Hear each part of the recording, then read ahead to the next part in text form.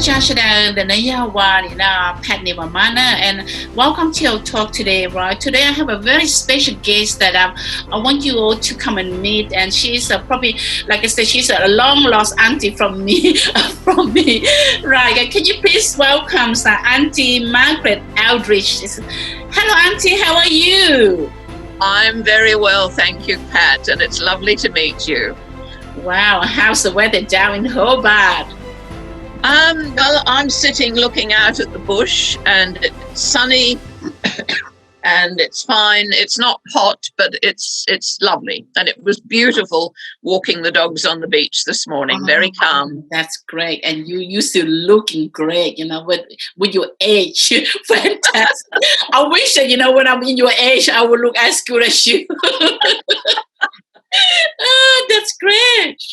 Now, I know that you have been working with the Hmong for so long. I think for the past, I would say, 4 decades now. Now, take us back to the early day, right, when you first came in contact with the Hmong in Australia. The first person I met was Vu Tao, who later became the leader of the Hmong in Tasmania. And when he arrived as an overseas student, some of the Lao students who were already here brought him to my place because they were coming to help clear the block of land we had around our house. And I can picture these young people climbing trees and pulling up weeds and talking to the goats, playing with my children, and Vu was one of them. But at that stage, I knew nothing about the Hmong, and I had no idea that he was different from the Lao students who I had befriended earlier on through something called the Host Family Scheme for International Students. Right. And I was convening that, and we used to find a family for any student who was anxious to meet locals. And the boys and girls who were at Friends School, the school rang up and said, would I organise holiday hospitality for them, which wasn't really what we did, but I did organise it. And they were the people who introduced me to Vu. And that was 1973. And that's that's part of the history. It's a long time ago, isn't it? I know. Yes, and then, I know that when the Hmong start to come in, right, and then you just happen, I don't know, like I said, I always say that it's destiny. You just happen to, teach English to the Hmong. Right, I did, and I had 2 Hmong in my first class, Blong and Chapao, and from Chapao I learned what was happening in the refugee camps and the story of the secret war. He had arrived without his wife, Xiong. She was still in the camps because she'd, lost a baby and was very unwell and couldn't travel. And Chapao had been a teacher in Laos, and so we had a rapport, and he trusted me with some very personal stories. Mm-hmm. And so that was the very first class, 1980. Mm-hmm. And the people in at that time had come under family reunion, as opposed to being refugees.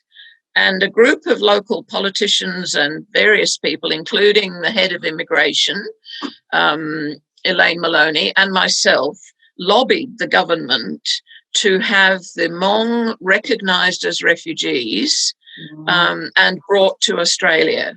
So that was when, once that happened, and it did happen because we made a lot of noise, then larger numbers of Hmong came, and they came as refugees. And I had set up a refugee settlement group at my church, and Vu Tao asked me, could my group help him, because he was inundated with new Hmong families and couldn't cope. Oh, now I knew that at one stage, right, you have the whole Hmong. In one of your class, right? The whole student were full of the. Well, all the students, yes. Can you? That's right. Can you share with us what was some of the struggling, some of the challenges that you're facing with them? Because I know that the most of the majority of them Hmong, right? They have no schooling back in Laos, and a lot of them they came to Australia, right? They will be the first time that they can actually went to classes. Exactly. A few of the men had some help. They had some formal education, but not very much. And some of them who had worked with the Americans had been assisted by the Americans in Laos. But the bulk of the people were, I suppose, farmers and soldiers, the men. And the women had not been to school at all. Yeah. And I always remember one lady holding up a pen and saying, "This is the first time I have held a pen. I have only held farm tools before now." That's right. Maybe not quite as well spoken as that, because her English was very minimal, but she made it very clear that this was a huge step for her. The challenges were said when you heard that said, what went through on your mind? Like, can you imagine the line? It helped me to understand. I think I had already taught the Vietnamese when they came as boat people, and there were a few of the Vietnamese who were, I can only say, peasant farmers. So it wasn't a total shock. But it was something that it was a huge challenge, because here they were in largish numbers, whole classes of them. And where do you start? That's right. And we knew, I had a friend, Diana Roberts, who she and I really specialized in teaching the Hmong. And we talked together a lot. And we found ways which were less challenging for them, but perhaps more challenging for us. For example, we would often sit on the floor rather than sit at desks. We had a lot of practical things. We talked about things that were familiar to the Hmong. We made stories with them. We made little books. Every Hmong person had their own little book with their own story. And we saw how they were attempting to settle. We knew that they loved growing vegetables, so we wrote stories about vegetables, and we had cooking sessions, and we wrote stories about how to make popcorn, and stories about the children going to school, because the whole school system was completely new to them. And so we were trying to not just teach them English, but help them understand their new community as well. Yeah, that's what I was going to say. Yes. Your whole curriculum, the way you probably have to modify that, isn't it? Oh, it was because they completely different from anything we'd ever done before. And I think that's why the two of us ended up specializing in that, because a lot of people just didn't know how to handle it. It was so different. So how do you find them? Are they fast learner, or they're the most slow, like they're very slow learner? A mixture. Some of the older men were quite damaged. They had suffered badly during the war. Some of them even had bullets still in them and brain damage and so on. The men were quite withdrawn, and the older men. The younger men were spunky and ready to try anything. The women were the ones who really wanted to communicate, and they made huge efforts to, I won't say integrate, but at least to meet people and talk with people. And you could see they were quite anxious for gossip, any little bit of news that told them something interesting. So it was really quite different. The men, I think the older men, I just felt very, very sad for. They'd had such bad experiences. As you tell your story, the pictures coming to my head. Because back then, when I came here in 1978, so I went to like my parents' age, where they had to learn English, and I would sit through all those class with them. And I found the one thing, it's really up until today, right? I find still very funny. You know the word, the th. Yes. We could never because it's culturally right. When you speak, you don't pop your tongue out. Exactly. You have and to. You don't smile when you have your photo taken. I kept on trying to take photos of my happy students, and they all look very grim. Yeah, and not only that, but eye contact. It's culturally right. We don't have the eye contact. So I think there must be a lot of like culture shock for them. That when you speak to someone, you have to actually the eye contact. Yes, you do. And we really had to teach people how to do that. So we weren't just teaching English, we were teaching our culture, and we were showing people ways to fit into that. I can remember I had my students in a circle standing, and they all had to write something on the back of the person in front of them. So they didn't have to look at anybody and they could think about what letters they were forming. And I would say, write H, a big H. Write M, and so on the back of the other person in front of them, they would be writing Hmong, and we had games, and I remember getting them all a mirror, and of course they wouldn't look in a mirror. That was something else that was really difficult. And I said, look, you are beautiful. No, I am not beautiful. I'm shy. I'm not beautiful. Look in the mirror. You are beautiful. So you probably you try to build the self-esteem, isn't it? So that their self-worth, because a lot of the refugees at that time, they came because they feel that they lost they lost their hometown, and then probably like their dignity, that they lost their dignity. Absolutely, yes. So it's so great that they came here, and then we have someone like you actually uplift our self-esteem, our dignity. Yes, yes. Thank you. There was a lot of laughter. There was a lot of laughter. Some of the things I asked them to do, it was giggle, giggle, giggle. But we were really trying to help them to relax in a classroom situation, which for them was very formal, and yet at the same time giving them confidence to try new things, and to feel that they were accepted and they were welcome. And it was a lot more than just teaching language. Yeah, and even the fact that the woman and the men, they sit at the same level. Oh, I know. A big. That's a big. I know. And when the women started getting their driving licenses, did we have trouble?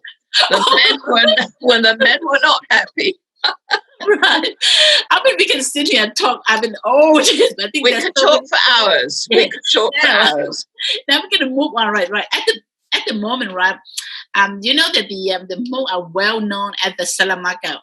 How do you say Salamanca? Salamanca market, because when you see someone on the street, you say, "Oh, the Hmong," and they will automatically relate you with the Salamanca's market. And somebody said that to me this morning on the beach. I told them that you were going to interview me, and they said, "Oh, those lovely people at Salamanca." Yeah, and I heard that you were one of the first pioneers, that actually get the Hmong into the market. Now, tell me the story. I think anyone wants to know now, because you were the people behind the yes.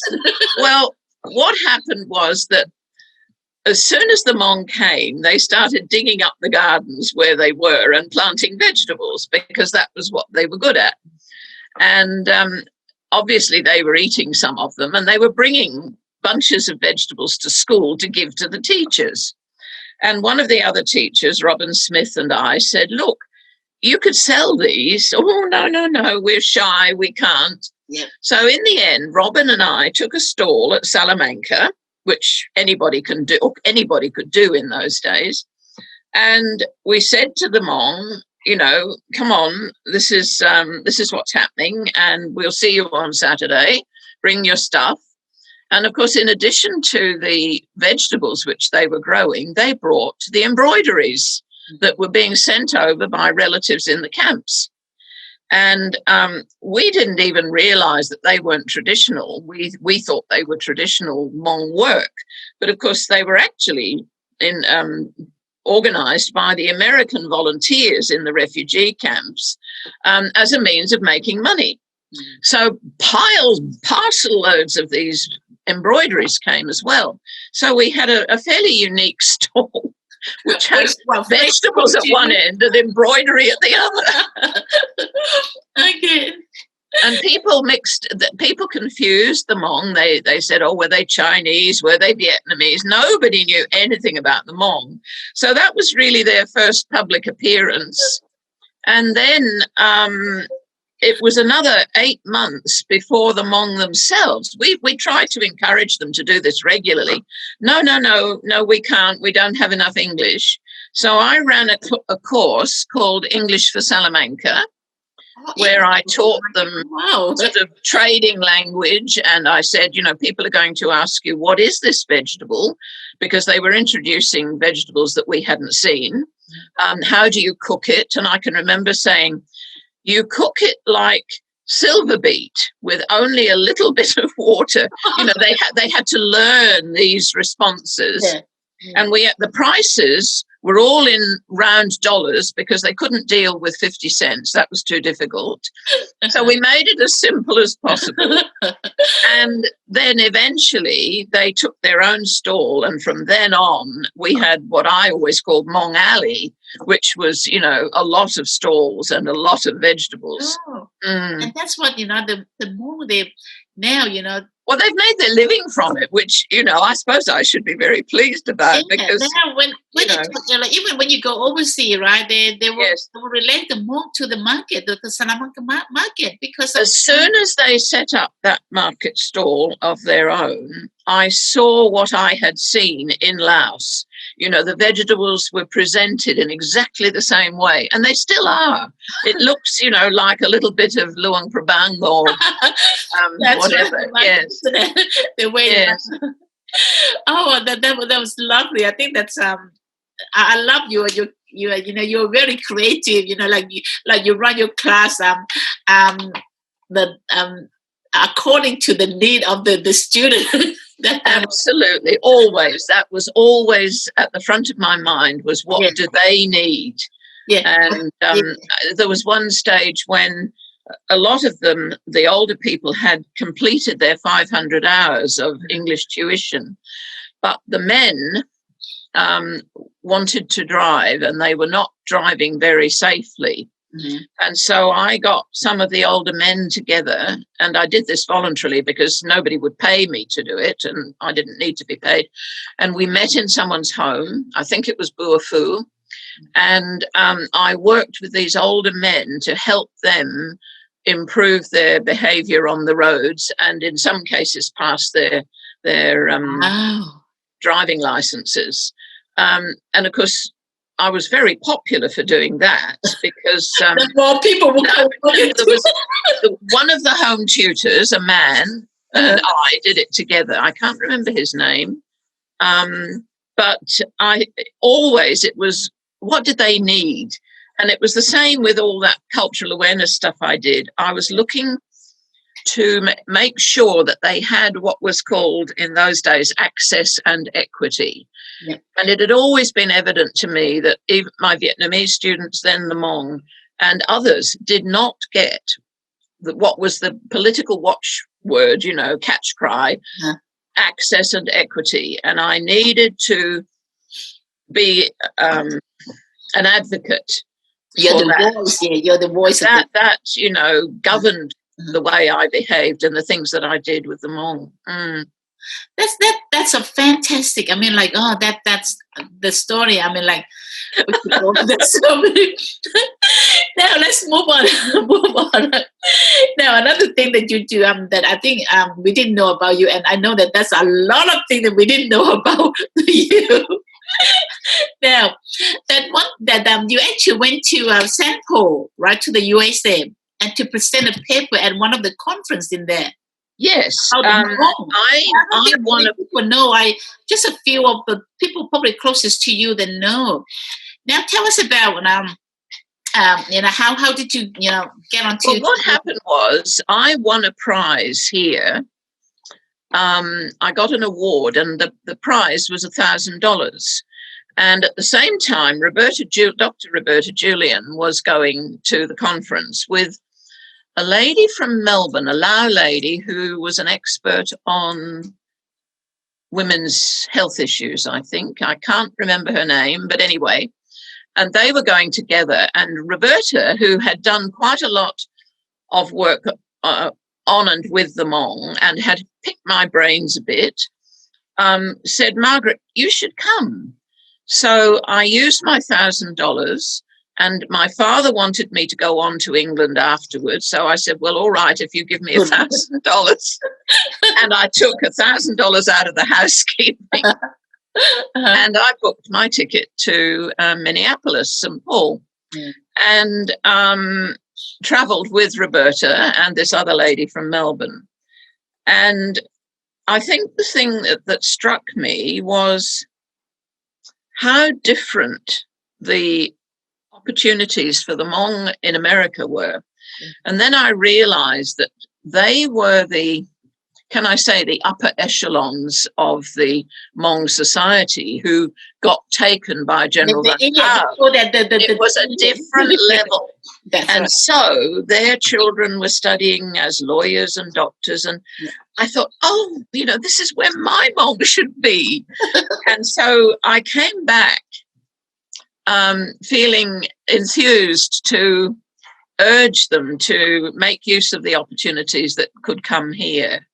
But I do remember going to a park in Minneapolis, and there was a crowd of people together, and they spoke to me, and I said, oh, it's lovely to see some Hmong. And they said, how do you know? And I said, I do know. In the early days, we always joke that the Hmong that came to Australia are the leftover, the lowest, in socioeconomic terms. Well, that was so obvious.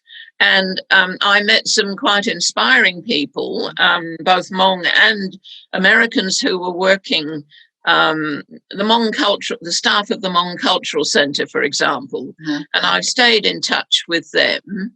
And actually, I stayed with one of them because I couldn't afford a hotel, even though I'd got $3,000 towards my travel. And she said, well, come and stay with me. And so that's what I did. And my paper really was not highly academic. It was simply letting the American Hmong know that here we had a community and this was the way that we were working with them. And most of them were very surprised. They had no idea where Tasmania was. They don't know Australia. They don't know Australian. Well, they sort of knew that there was a place called Australia, but they certainly didn't know Tasmania. And Hobart, well. So what have you learned through that conference and bring it back to your hometown and share with the Hmong or helping the Hmong? Yes, well, the Hmong here were pretty excited that I went to the conference. And Vu Tao and Chu had always been very supportive. And they had, I don't mind saying they made use of me in any way they could. Yep. And I was always ready to support them. And I shared my vision. And there were one or two of the younger Hmong who eventually had finished their education in Australia. And I urged them to, try university. I also taught distance learning for the education department at one stage. They had several Hmong girls who had married and got pregnant before they'd finished year 10. And that was quite an issue. They couldn't go to school. They didn't fit their school uniforms and all that kind of thing. And so I was employed to help them through year 10 so that they could do their, get recognised for having completed year 10. I must have had 4 or 5 of those girls. And, that was all part of my vision for them to continue their education. And I can remember saying to them, just because you've got a baby doesn't mean you can't go to university. Because I had done my mature age degree with 4 children. Well, I started with 2 and I had 2 more. And I kept using myself as an example, even when you're pregnant, you can still study. I think back that the more culture, we tend to believe that, once you get married and then you become like an old person, that's it. And, yes. And once you have children and that's it, your responsibility yes, is the kid. And then, I made the husbands promise. I can remember saying to them, you have to let your wife go back to school. You mustn't just, have her at home looking after babies and looking after you. You must encourage them. I think 1 or 2 of them did try, not very successfully, but, eventually they did. Some of them did go to university. And always there was Vu's kids. His older children were there as a sort of an example. Exactly, they're role model for the young. Exactly, and that's what, he was doing what I was doing all the time. I really was backing him up. Now, okay, let's move on. I know we could sit here. Now, tell us about your book, A New Mountain, New Rivers, New Home. Well, this was the first edition. All right. Okay. I self-published this. It's actually my master's. And you can see we focused on Tasmania, but we used the Hmong picture, which hangs in my study and really was the inspiration for the story. Then another company took it on and we decided not to have the Tasmanian focus. Because we wanted it to be, it is a story for much wider than Tasmania. And so this was the second edition, and this is available on Amazon. And it's really, the Hmong kept asking me to write their story. I initiated it. I said to them, you should write your story. It's a story that needs to be told. And it wasn't on record.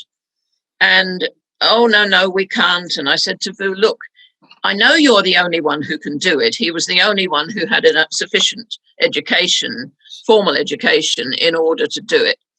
No, he was busy. No. And I went off to Laos to work. And when I came back, he said, the Hmong elders have met and they want you to write the story. And I said, but I'm not Hmong. And he said, no, but we think it would be better done by an outsider. All right. And I fought it. I really fought it. I did not want to give 3 years to writing the book. And I kept thinking of other people who could do it, other teachers. No, nobody was interested. They all said, Margaret, you're the one. So in the end, you had to do it. In the end, against my real wishes, I enrolled at the university to do a master's because I thought, unless I've got the discipline and I need to learn how to do the research, I can't do this. It will take years and years. So I enrolled in a Master's of History. Dr. Roberta Julian, who is a sociologist, was my assistant supervisor. We won't talk about my supervisor. Roberta was more help. And so off I went. I had huge problems with the University Ethics Committee because I was going to be interviewing Hmong people who didn't have a very high standard of English. Right. And the Ethics Committee is very strict on that sort of thing. And I said, and that I had to write them a letter that they could understand that would say they agreed to me talking to them. And I wrote the letter, and the University Ethics Committee said, this isn't good university material. This isn't the way you talk to people. I said, this is the Hmong. They're different. They will understand this. If I read this to them, they will know what I'm saying. In the end, the letter was so complicated that hardly any of the Hmong understood. So I simply used the letter and talked to them. And they said, yes, of course, Margaret. Yeah. And eventually the ethics committee gave in and I started my master's.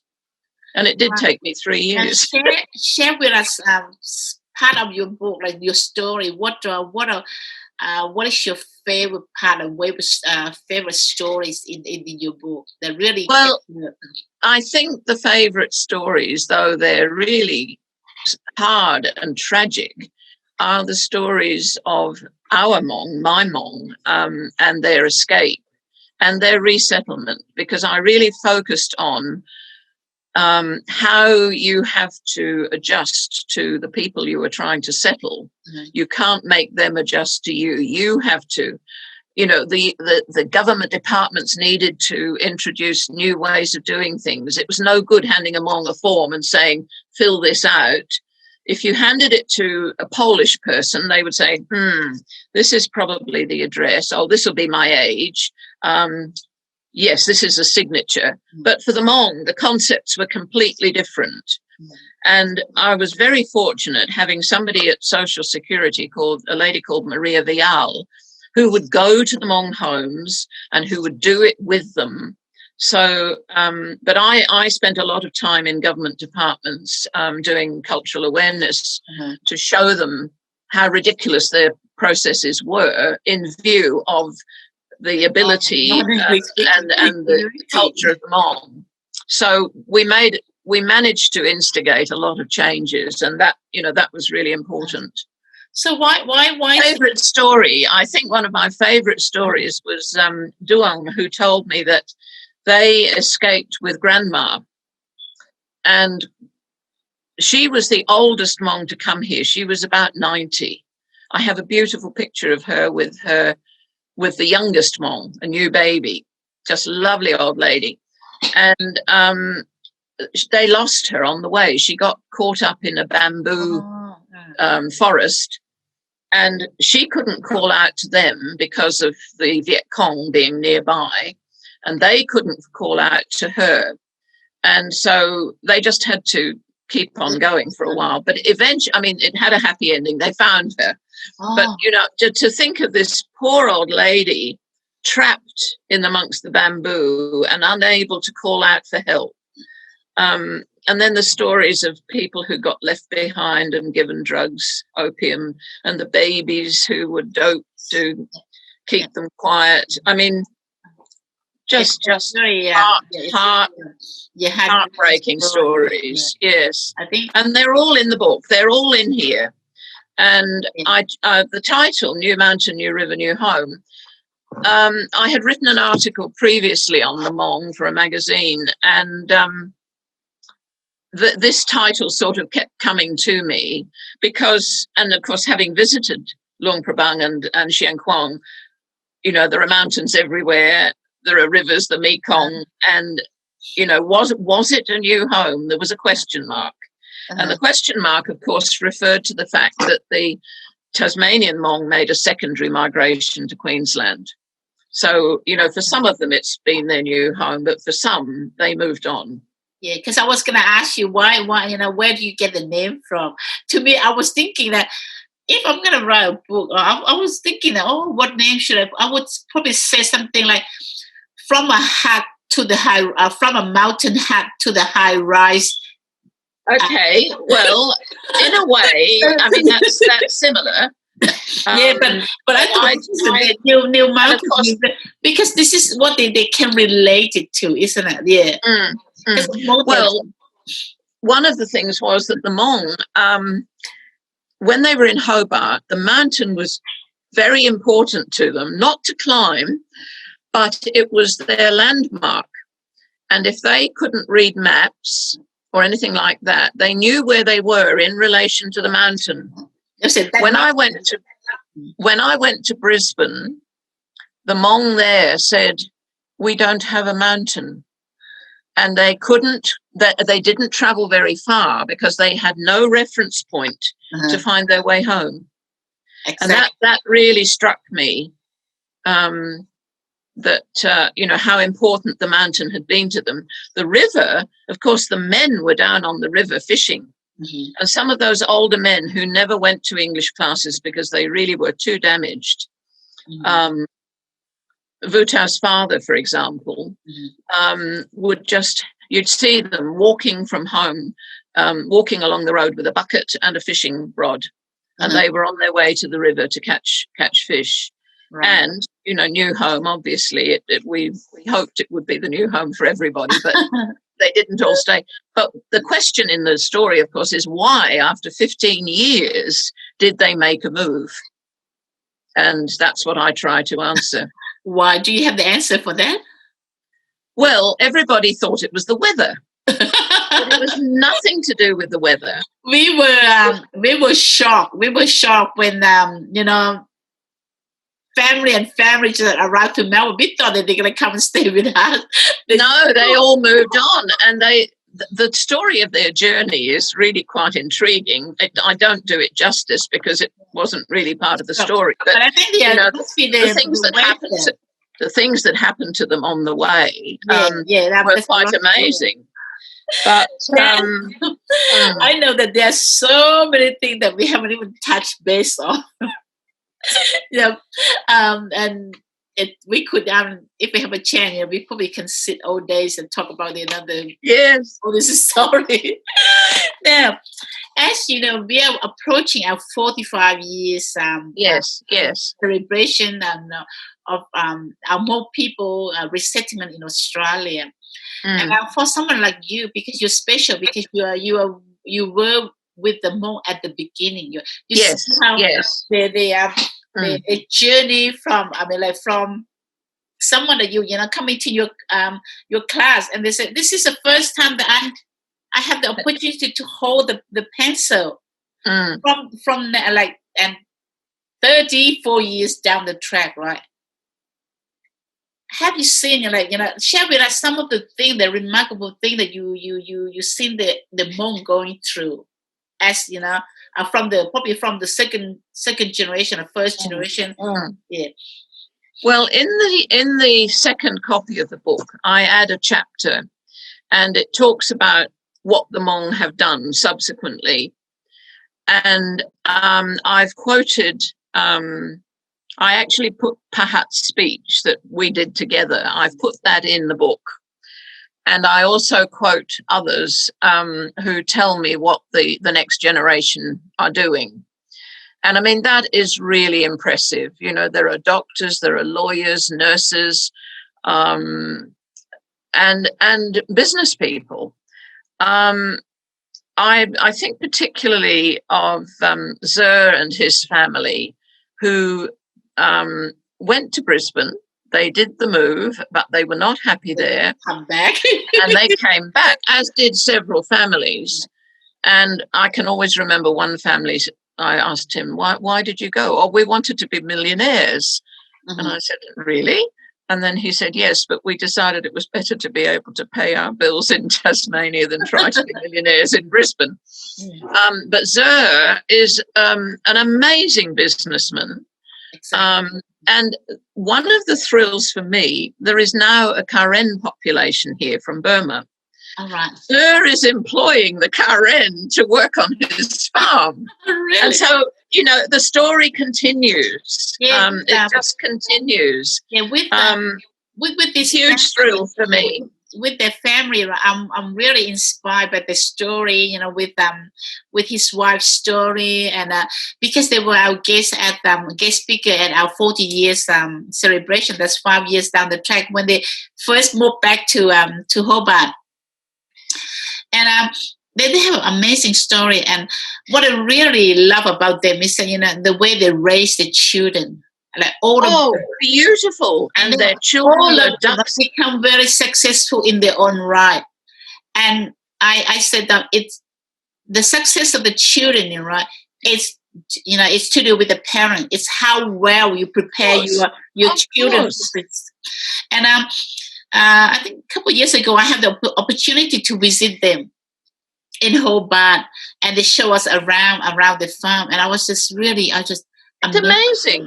When I first went to the farm, Duang was down here from Queensland, from Cairns, and he said something about Hmong have bought a farm. And I said, who? He said, I'm not sure.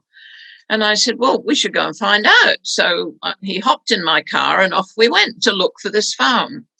And when we got there, there was nobody home. So we wandered around the farm and I, saw what crops were growing. Uh-huh. And then the family came home and I said, oh, it's you. And then the children got their bicycles out and they started cycling around this field, the paddock, and they were cycling across a very, very valuable crop. It was saffron. Mm. And Zer didn't know it was saffron, but I did. And I said, get them off there, get them off. That's valuable. That's worth thousands of dollars to you. But I tried to involve them in the saffron growing society, who were very, very bad about this farmer. And I said, can you come and help them so that they know how to cultivate this crop? Or we can sell them a video. And I said, no, that's not on. Anyway, I won't go into all of that. But the net result was that the saffron was dug up and replaced with the vegetables that they did know. They did, and they may still have a little. And they were drying it. I saw it as a perfect crop for the Hmong because there were lots of children and the children could pick the flowers. That's right. And they could dry them in the sun, But that dream of mine didn't come off. But some of the other dreams have. So now, what would you message to the younger the younger generation of Hmong? Oh, well, it takes a bit of thinking about, really, but I think it's the message that I would always give to any young people. Don't waste opportunities. See something and grab it and do it. Don't look for excuses. Just go with it because, this is a country of opportunity. I've had opportunities here I wouldn't have had if I'd stayed in England. And I've watched my students make the most of the opportunities in Australia.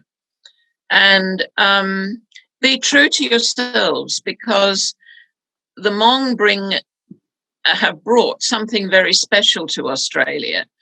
And if somebody on the beach this morning says, oh, those lovely people, I think that's pretty special. And that's always been my opinion. They've been lovely to me. And I just think I've been very privileged to be part of your society and to be called Auntie Margaret is really a great honour. So now, just before we close up, is there anything that we haven't touched that you would like to share with us? Well, I think the fact that I've lived in Laos is really very important because it enabled me to see how the Hmong were treated in Laos and to see them in their ordinary situation. I've lived in Luang Prabang for about 8 months altogether, and I've visited Chiang Kwong 2 or 3 times, and I've seen your history in Laos. I've seen Hmong villages. I've talked with villagers. One village I went to, they remembered me about 6 years later as the first European who had ever visited their village. And then I saw the villages where the gun remains were being used to make fences and pig troughs and things like that. So I've seen the remains of those US settlements, the runways, the American runways in the jungle. I've crossed the Mekong. I know the country very well. And because I worked for the electricity company, I traveled right up to the north to the Chinese border, right over to the Vietnamese border in the east, the Cambodian border in the south, and over the river to the Thai side and the part of Laos that is on that side. So I have traveled a huge amount in Laos because of my job. The traveling wasn't my job. That was the fun part. But I was able to say, is there a truck going to Luang Prabang, or my student said, let's go to Xiang Huang, Margaret. Then told the boss, Margaret wants to go to Xiang Huang. So I know Laos pretty well. And that has really enabled me to write what I wrote, because I could feel it in my heart. I can see all the passion in you when you. Now, just before we close up now, if you're a student, those students that back that were watching you today, what would you like to say to them? Well, thank you for being my students. I learned so much from my Hmong students, well, all my students, but I have particular fondness for my Hmong connections, and I'm just very grateful that you helped me extend my understanding, you helped me extend my teaching methods, you made me focus on what you could do and not what you couldn't do. And you have cared for me and been kind to me and welcomed me. And I thank you all for that. Thank you very much. What would you say to what would you message to the Hmong community as they are approaching the celebration of the 45 years? What would be your message to this? Well, it's a strange message, probably. I am just very, very impressed that you've talked about 45 years in Australia as opposed to 45 years of Laos under communism. It would have been very easy to say since the communist takeover, and you haven't. You've said something really positive, which is about 45 years in Australia. And I think that's, to my mind, that's a measure of you as a people. Thank you very much, Auntie Margaret. You are an inspiration to all of us. And thank you so much for your time today.